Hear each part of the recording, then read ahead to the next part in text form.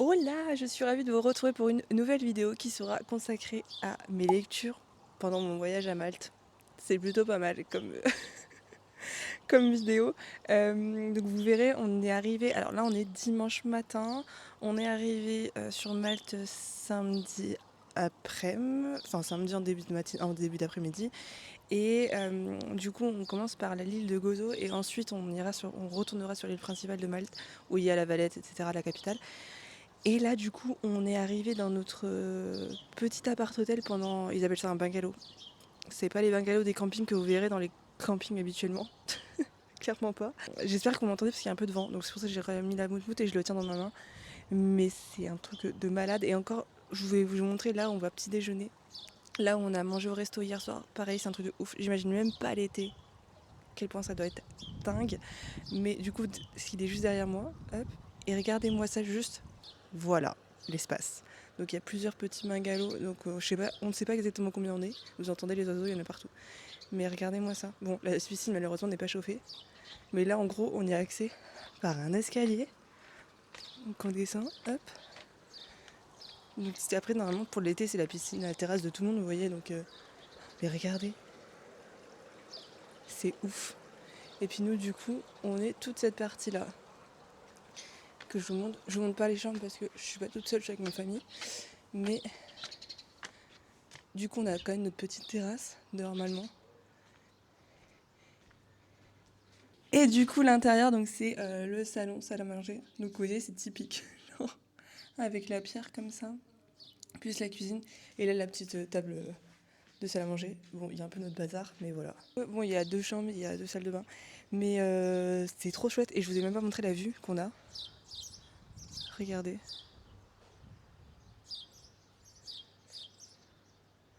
Voilà, là, il y a un petit oiseau là qu'on entend depuis tout à l'heure, qui est juste ici. Je vous reparlerai de mes lectures juste après parce que j'ai quand même bien écouté mon livre audio qui est Rendez-vous avec les poisons. Je vous mets la couverture juste ici.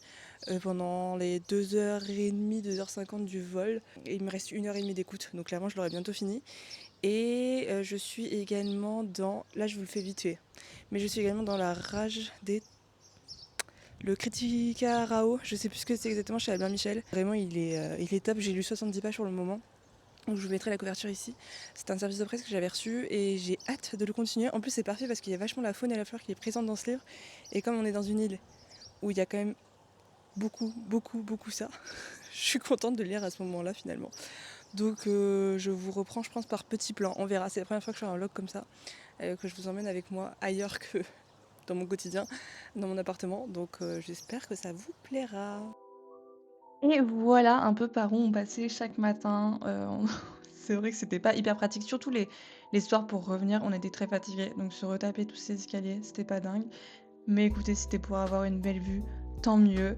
Ensuite, c'était l'endroit là où, dont je vous ai parlé, donc où on avait notre petit déjeuner. On passait par cette entrée qui est magnifique et ce que vous ne voyez pas, c'est qu'il y avait tous les soirs des oiseaux qui étaient perchés dans les arbres.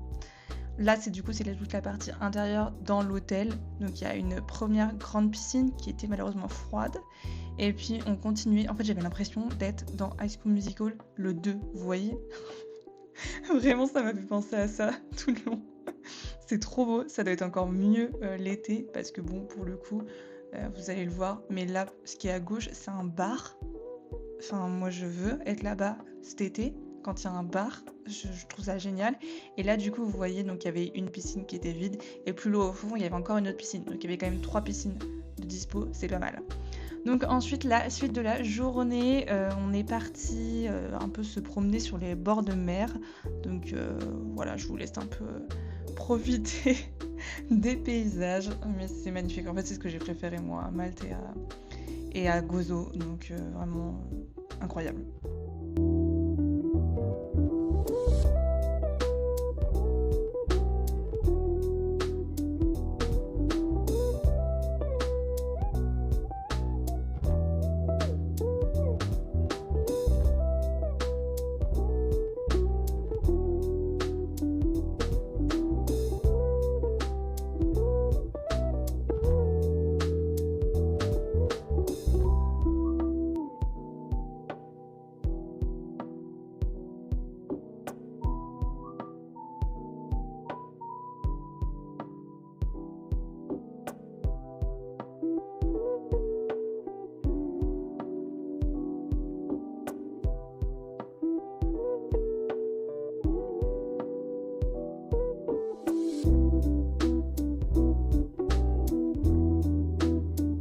attention, petite anecdote du jour pour ce lieu magnifique, vraiment, j'ai trouvé cet endroit absolument sublime. Vous allez le voir, le sol est particulier, mais la partie que vous venez de voir juste avant et que je vais vous remontrer, donc avec les falaises juste en face, en fait, c'était le lieu de tournage d'un des épisodes ou de plusieurs épisodes de Game of Thrones. Voilà, juste ici, normalement, il y avait une arche à l'époque qui plongeait dans l'eau dans la continuité de la falaise. Et en fait, avec l'érosion, etc., plus le vent qui a en continuité, ça s'est effondré. Mais c'était le lieu de tournage d'un des mariages dans Game of Thrones. Voilà.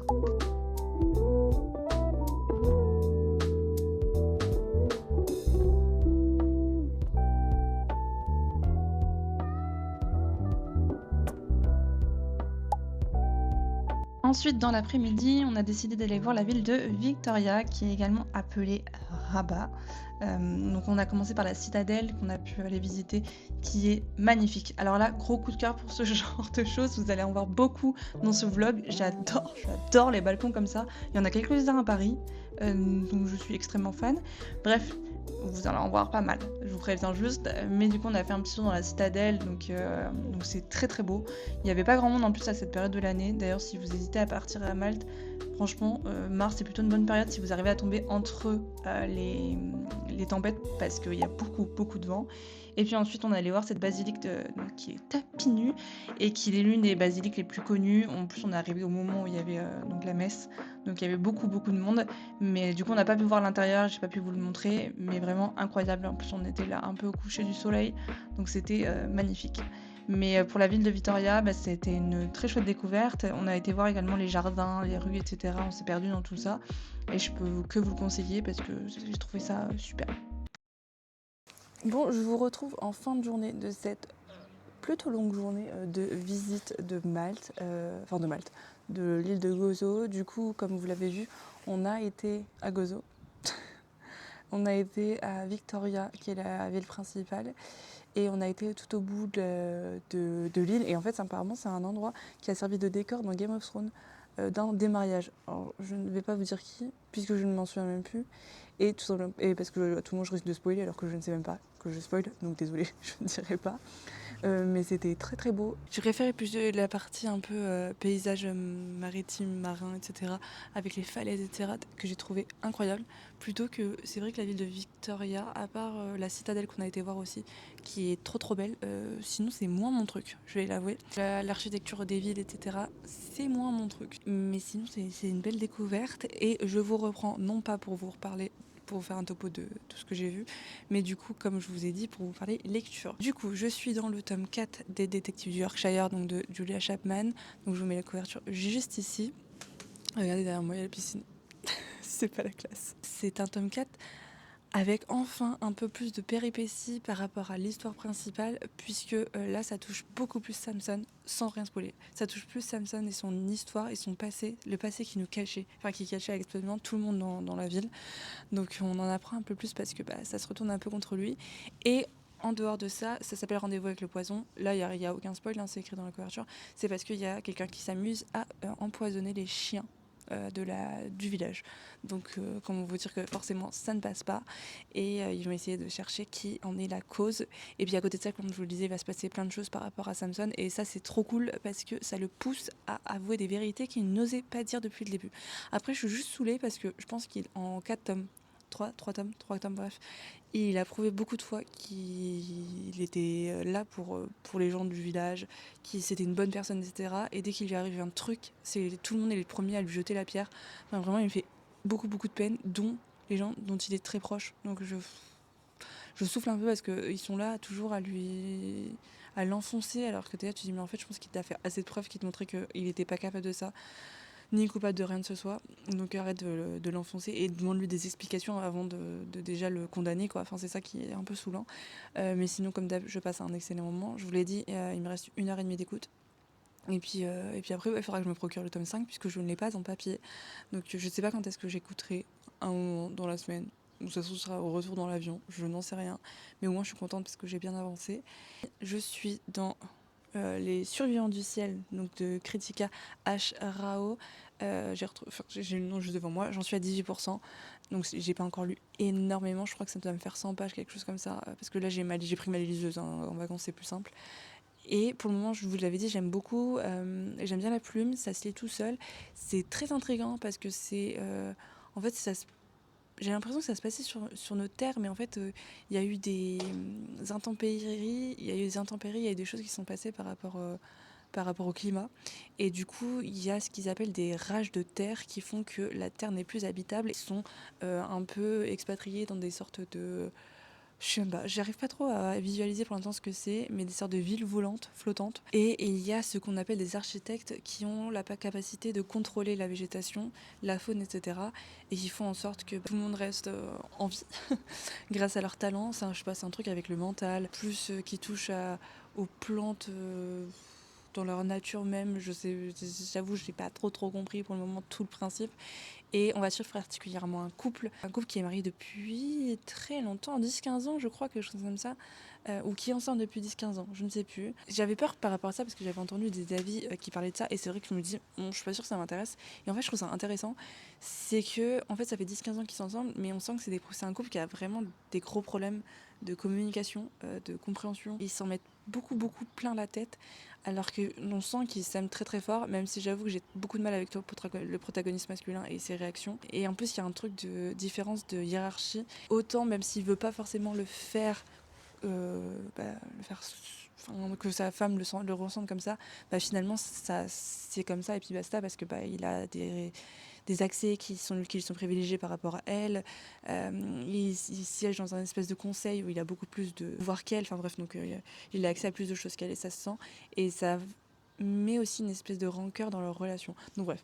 Mais après, moi, c'est plutôt pour la partie magie. Ça fait un mélange d'SF et de fantasy, comment ça se passe, et tout leur système là par rapport aux plantes, par rapport à leur lien à la faune et à la flore, que je trouve hyper intéressant. Et à notre protagoniste, elle s'est donnée pour mission d'analyser un peu la faune qui reste présente, qui a un nom particulier, je l'ai plus en tête, et qui survit à ces rages de terre. Et en fait, elle veut juste comprendre pourquoi du comment ça se passe au niveau de leur habitat, etc., pour donner ensuite des idées à la population, à sa population, enfin à son peuple, pour faire en sorte qu'ils puissent survivre et rester sur la terre, parce que ça n'a pas été le cas depuis des années et des années à cause de ces rages de terre.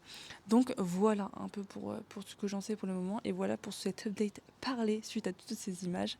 Je pense que ça va être un long vlog, je ne sais pas, on verra, donc j'espère que ça vous plaira.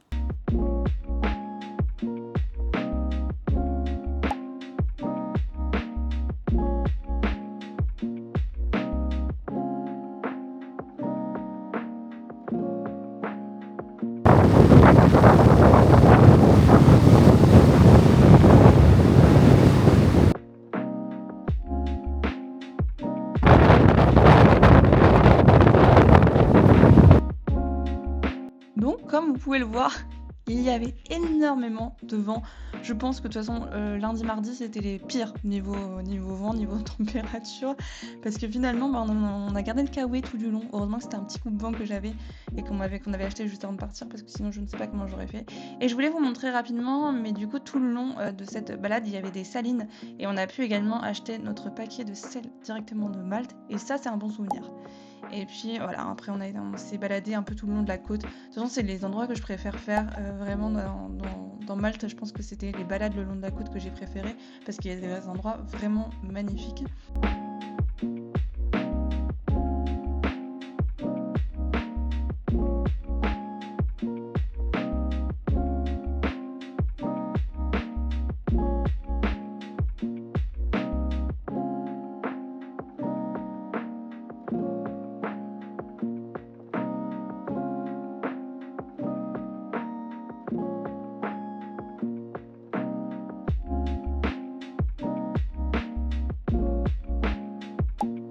Mardi, du coup, direction Xlendi. Je suis désolée, vraiment, tous les lieux à Malte, à part Victoria, la Valette et tout, ça va être compliqué de vous les dire.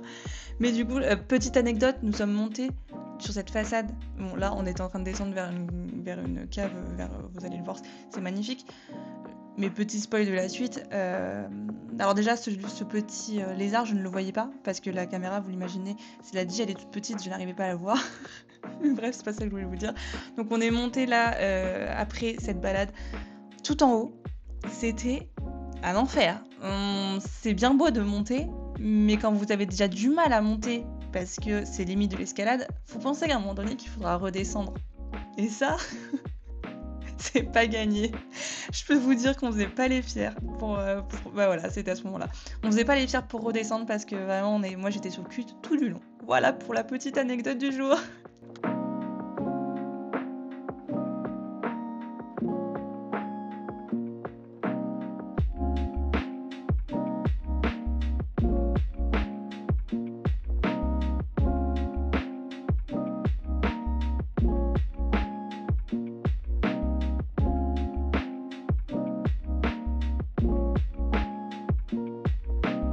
Puis ensuite, on est passé de l'autre côté du port et pour rejoindre un chemin qui nous amenait à la Glendy Tower. Et je pense que là, le spot que vous allez voir, ça a été mon endroit préféré de Malte en termes de beauté, de paysage. Attendez, regardez-moi ça. C'est à couper le souffle. Vraiment, c'est mon fond d'écran. Voilà. Depuis que je suis revenue de Malte, c'est mon fond d'écran et je compte le garder tout l'été, tellement c'est magnifique. Mais c'est vraiment une balade que je vous recommande plus. En plus, c'est très beau, c'est très accessible. Enfin, vraiment, c'était une trop belle découverte. Et puis bon, regardez-moi la couleur de l'eau et la couleur du ciel. Ok, il y avait énormément de vent, mais le vent, on l'accepte dans ce genre de conditions. Et encore une fois, il y avait des salines, parce qu'il y en a énormément à Malte, de production de sel. Donc c'est très chouette si vous voulez ramener un souvenir à chaque fois.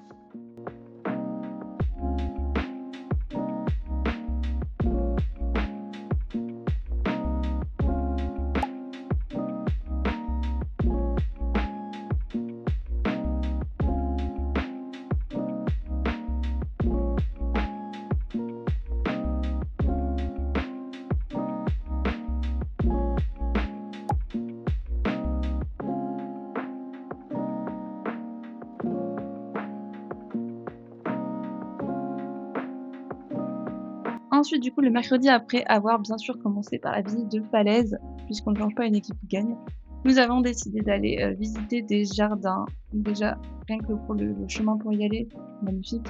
Donc ici, c'est la résidence secondaire du président maltais. Voilà, on vous a fait un petit focus dessus, on le voyait de très loin. Et après, on a pu visiter des orangeries, oui c'est ça, avec plein d'orangers qu'on aurait aimé goûter, mais qui étaient malheureusement trop loin. Ensuite, on a continué avec la ville de Mdina. Vous allez voir qui est magnifique. Ça fait un peu ville fortifiée. C'était magnifique. Et vous voyez la porte juste ici. On en parlait tout à l'heure. Bah, c'était encore un autre décor dans Game of Thrones.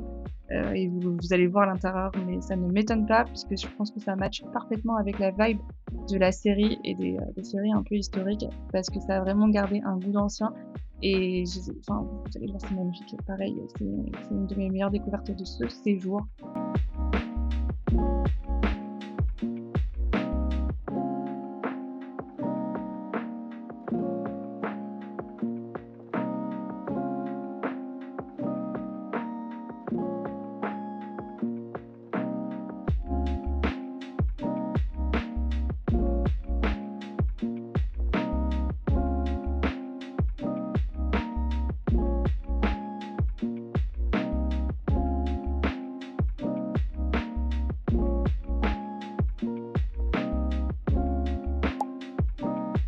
Puis la visite de Rabat, et vous allez voir, on ne sait pas du tout si normalement il y a ce genre de lampe absolument partout. Bon, parce que là c'était la rue principale de Rabat, ou si c'est par rapport à un festival, on n'a absolument rien trouvé sur le sujet. Donc, si vous savez, n'hésitez pas à me le dire, on serait ravis de l'apprendre. Mais du coup, ça doit être trop beau la nuit quand c'est illuminé parce que vraiment il y en avait de partout. Et bien sûr, encore une fois, des balcons magnifiques, des balcons, mais je veux la même chose chez moi.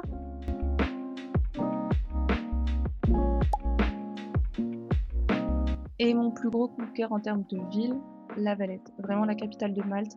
Vous allez le voir, c'est magnifique, donc je vous laisse découvrir ça. Please listen, you don't know what you're missing. No one man, the world is your job to man. 'Cause everybody loves to come find your friend.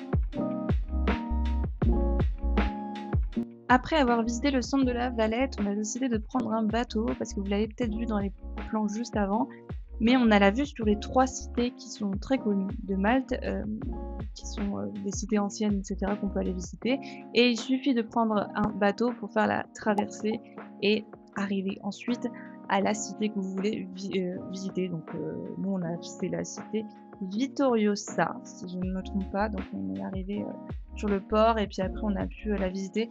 Après, pour être très honnête, c'est beau, ça vaut le coup, mais la plus grande partie de la cité est accessible, via, un billet, donc il faut payer l'entrée. Donc, vous allez voir juste à droite de ce plan, il y a juste une partie qu'on a pu voir et cetera.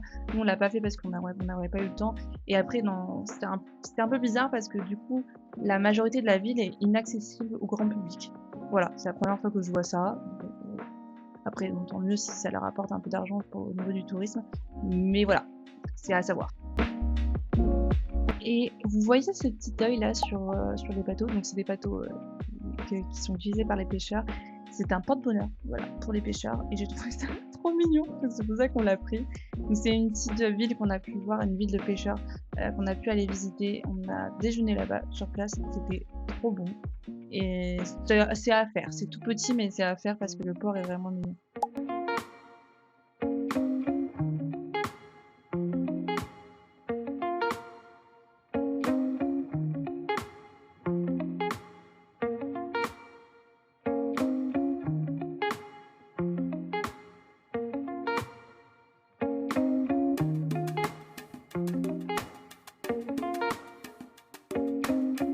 Et le dernier spot qu'on voulait aller voir, c'était la grotte bleue. Déjà, regardez-moi la couleur de cette eau. En fait, on s'est rendu compte que la grotte bleue était accessible seulement via ces bateaux. Donc, les gens emmenaient les touristes directement dans la grotte bleue. Bon, écoutez, on l'a vu d'en haut, c'était aussi très beau et ça nous a suffi largement parce qu'après on devait retourner dans notre hôtel parce que c'était notre dernier hôtel. Donc c'était le vendredi soir et le lendemain matin, on partait direction l'aéroport. Donc là, on était plutôt dans un port commercial, donc c'est pour ça qu'il y a autant de porte-conteneurs.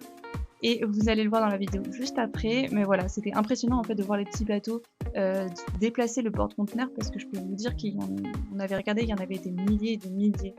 Je vous retrouve plusieurs jours plus tard, voire une semaine plus tard. Je ne sais même plus comment je vis. Non, plusieurs jours plus tard, puisque nous sommes le jeudi 19 mars pour clôturer cette vidéo. Je ne l'ai pas clôturée avant, même si j'ai fini ma lecture avant, parce que je sais pas, reprise du travail, etc., etc. Donc je n'étais pas trop dans le mood pour venir clôturer. Et le temps que je termine ma lecture de toute façon, mais je l'ai terminé quand même dimanche, quelque chose comme ça. Bah dimanche soir en fait, le lendemain de mon retour sur Paris. Du coup, j'ai en effet terminé Les Survivants du ciel de Kritika Ashrao, qui était ma lecture papier de ce séjour. Et qu'est-ce que j'en ai pensé? Alors, je pense pas malheureusement continuer cette saga parce que j'ai beaucoup trop de sagas de fantasy adulte ou quoi que je souhaite continuer ou que je souhaite commencer.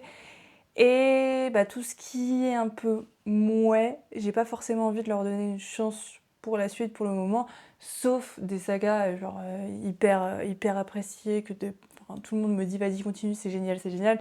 Là c'est vrai que j'ai peu vu passer, donc c'est pas forcément un livre enfin une saga que j'ai envie de continuer, voilà, pour être très honnête, parce que j'ai trouvé le dernier quart très très très long. Vraiment, je m'ennuyais.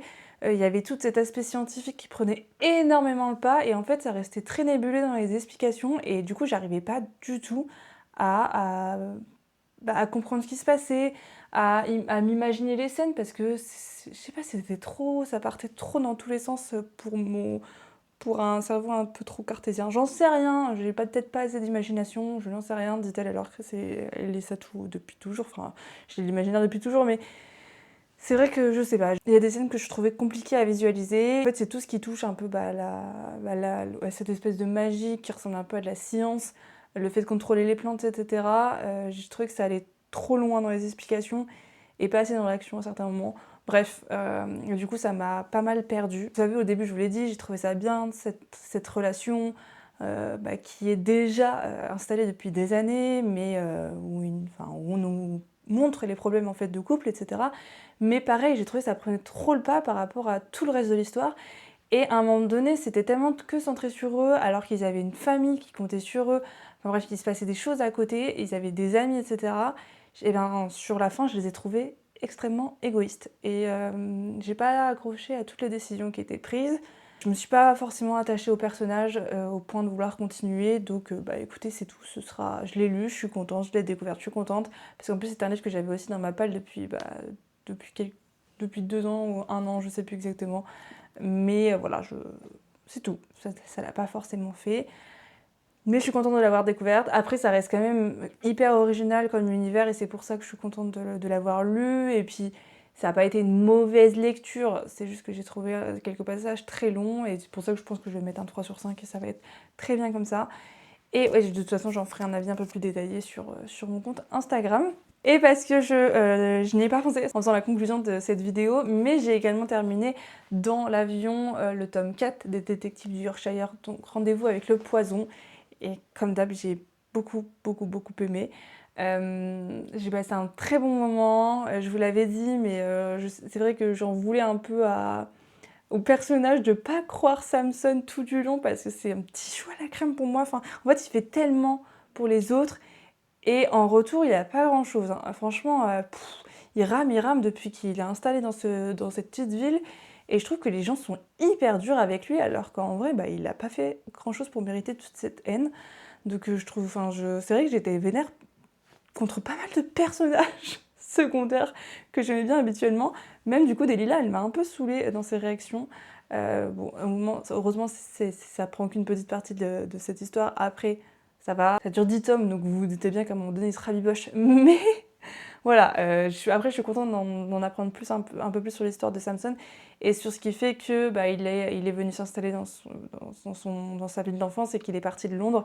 Et toutes les magouilles, etc., qui sont mises en place contre lui depuis Londres, j'en dis pas plus, mais j'ai beaucoup aimé. Et j'ai aussi bien aimé le fait qu'on parle un peu plus du fils de son meilleur ami, donc, qui est aussi son filleul. Parce que on parle aussi plus du deuil, de comment il vit le fait de vivre qu'avec sa mère, etc. Et le poids qui peut peser sur ses épaules. Donc bref, j'aime énormément cette famille, même si j'ai énormément de mal, je pense que vous savez avec quel personnage, c'est le beau-frère non pas du tout, le frère de Delilah, je peux pas me le saquer. Vraiment, j'ai envie que quelqu'un le remette une bonne fois pour toutes à sa place, parce que il s'autorise trop de trucs. En plus, il est violent, il est méchant. Enfin, vraiment, je peux pas me le voir. Je comprends pas que quelqu'un ne l'ait pas remis à sa place depuis le temps. Mais bon, bref, même si ça a beau être un instinct de protection et qui fait tout pour protéger sa famille depuis que il s'est passé ce qui s'est passé, c'est pas une raison pour être aussi désagréable et aussi méchant avec les autres. Mais voilà, il fallait que je me décharge de toute cette haine contre lui. N'hésitez pas à me dire, vous, dans les commentaires, si c'est un personnage que je pourrais peut-être adorer dans la suite. Je ne sais pas, en fonction de ce que vous avez lu, ou si c'est un personnage que vous détestez aussi. Voilà, qu'on sorte cette haine ensemble, là, cette haine commune de ce mec-là. Mais bref, j'ai très hâte encore une fois de lire la suite, même si de toute façon je ne lirai pas, j'écouterai pas la suite le temps que je ne me le serai pas procuré en audio. Et de toute façon en audio j'ai d'autres priorités, d'autres suites de saga que j'aimerais continuer. Donc bon voilà, j'espère, je pense me le procurer plutôt vers mai-juin, quelque chose comme ça, pour pas trop les enchaîner trop vite parce que après, si je me fais 4 encore tomes cette année, enfin 3 ou 4, il m'en restera plus beaucoup, vraiment. Donc, mais encore une fois, je ne peux que vous le conseiller. Et voilà du coup pour les lectures qui m'ont accompagnée pendant ce voyage. J'espère que ce vlog un peu particulier vous aura plu. C'est vrai qu'il y aura eu plus de séquences de voyage et de voix off que de moi qui parle en face à face. Mais bon, c'est pas toujours simple parce que je suis avec ma famille, donc je peux pas sortir ma caméra quand je veux non plus, parce que j'ai pas forcément envie de les montrer trop sur YouTube. Mais voilà, c'était un super beau voyage. En plus, on a eu de la chance parce que là, il y a eu une tempête au moment où on est parti. Et il y a de nombreuses villes à Malte qui ont été inondées, etc. Donc il y a eu pas mal de dégâts. Et du coup, on s'est dit, bah là, heureusement qu'on n'est pas tombé dans ce moment-là, parce que avant qu'on ne vienne, il y a également eu une tempête avec des inondations. Donc on a vraiment ciblé le bon créneau. Mais franchement, c'est une destination que je vous conseille vraiment. En plus, c'est pas très loin, c'est qu'à 2h30, 2h50 d'avion. Si vous le faites en direct. Et puis du coup, ça se fait bien, que ce soit soit un gros week-end de 4 jours ou soit une semaine si vous voulez vraiment, vraiment détailler. Il y a des endroits qui ne sont pas forcément indispensables à voir, mais il y en a d'autres qui sont vraiment magnifiques. Et j'ai eu un petit coup de cœur, moi, pour la Valette. Vraiment, je pensais pas que c'était aussi beau. Et il y a toute cette partie historique, l'architecture est magnifique. On a l'impression de retourner dans des siècles anciens. Et c'est trop trop beau avec, il y a trois, donc vous l'aurez vu, mais il y a les 3 cités qu'on peut visiter qui sont à côté, qui sont magnifiques. Donc voilà, ça a été un super beau cadeau de nos parents et super beau voyage. Donc n'hésitez pas à me dire si vous y avez déjà été et si ces images vous ont donné envie d'y aller. Ce n'est pas déjà le cas, donc voilà, et moi comme d'habitude, je vous fais de très gros bisous et je vous dis à bientôt pour une nouvelle vidéo. Bye bye!